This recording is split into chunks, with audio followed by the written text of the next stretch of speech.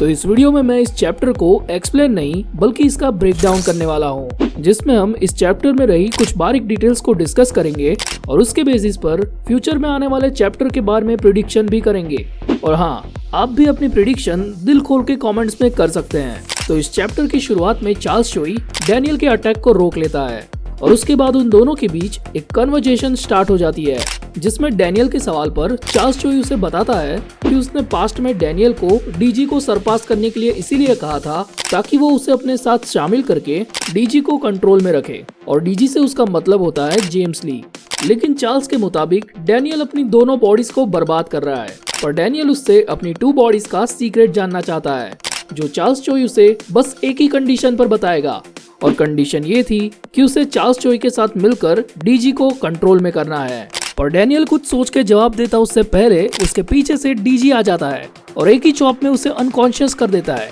और कहता है कि डैनियल पार्क, उसकी बात मत सुन, तू असलियत को कभी सह नहीं पाएगा, और एक बार असलियत जानने के बाद तू चाहकर भी उस साले से बच नहीं पाएगा, और हो सकता है कि इस बारे में फिर तुझे कभी भी पता ना चले, क्योंकि चार्ल्स चोई आज मेरे हाथों से मरने वाला है। अब पीटीजे यहाँ पर काफी अच्छा गेम खेल गए हैं, क्योंकि चार्ल्स चोई और जेम्स ली हमें अब तक एक साथ एक ही फ्रेम में खुली हुई आंखों से नहीं दिखे, और ये बात भी सोचने वाली है कि अगर जेम्स ली चार्ल्स चोई को मारने आया है तो भाई ये बंदा शांति से कुर्सी में ही क्यों बैठा है, आखिर डिफेंस क्यों नहीं कर रहा। और दूसरी बात, इस पूरे चैप्टर में चार्ल्स चोई जेम्स ली को डीजी कहकर ही प्रोनाउंस करता है, उसने एक भी बार अब तक उसे जेम्स कहकर नहीं बुलाया। तो क्या इंटरनेट पर चल रही थियरी सही है कि लुकिज्म के यूनिवर्स में 2 जेम्स ली एग्जिस्ट करते हैं? वेल, ये चीज अपने आप में काफी ज्यादा कंफ्यूजिंग है। लेकिन इसी चैप्टर में दूसरी तरफ गन वर्सेस गो की एक खतरनाक फाइट चलती है, और इस पूरी फाइट के दौरान ना गो काफी ज्यादा डिसअपॉइंट था, और ये चीज हम लिटरली उसके फेस पर भी देख सकते हैं, क्योंकि वो तो सिर्फ अपने प्रॉमिस को पूरा करने के लिए यहाँ पर आया है।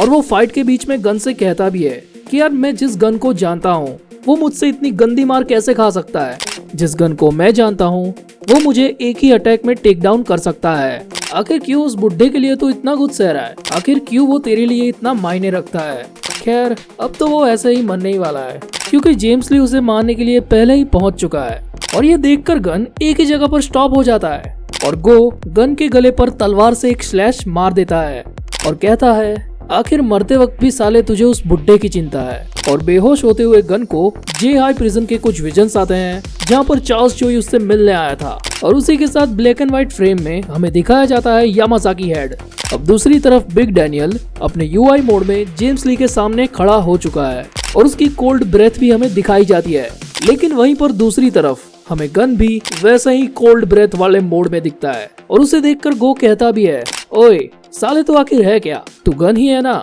और यहीं पर ये चैप्टर एंड हो जाता है। लेकिन हम बात करने वाले हैं डिटेल्स की, कि आखिर यूआई बिग डैनियल को देखने के बाद भी जेम्स ली स्माइल क्यों कर रहा है। क्या उसके पास पहले से ही यूआई मॉन्स्टर को रोकने का कोई रास्ता है, या फिर वो खुद में इतना ज्यादा पावरफुल है कि वो यूआई मॉन्स्टर से भी लड़ सकता है। वेल, फाइट के मामले में यूआई बिग डैनियल जेम्स ली से कम भी नहीं है। और क्या लुकिज्म में चार्ल्स चोई का परफेक्टली दी एंड हो चुका है? वेल, ये चीज भी हमें नेक्स्ट चैप्टर्स में ही पता चलेगी। और रही बात गन पार्क की, तो भाई ये बंदा सचमुच में एक हैकर है, क्योंकि बंदा कट चुका है, फट चुका है, लेकिन फिर भी वहाँ पर खड़ा है। और भाई चार्ल्स चोई के साथ उसका ऐसा तो कौन सा रिलेशन है कि उसे मरता देख ये इतना ज्यादा सीरियस हो गया। I mean, गन का ये कोल्ड ब्रेथ वाला मोड मैंने इस मानवा में पहली बार देखा है, और आप में से काफी लोगों ने अब तक गन के बारे में एक डिटेल को नोटिस किया होगा कि गन जब भी किसी पावरफुल ओपोनेंट के साथ फाइट करता है तो हर बार ये लाइन बोलता है, लेट्स किल ईच अदर। तो क्या वो हर फाइट मरने के लिए ही करता है? और इस चैप्टर में गन वर्सेस गो की ये जो आइकॉनिक बैटल थी ना,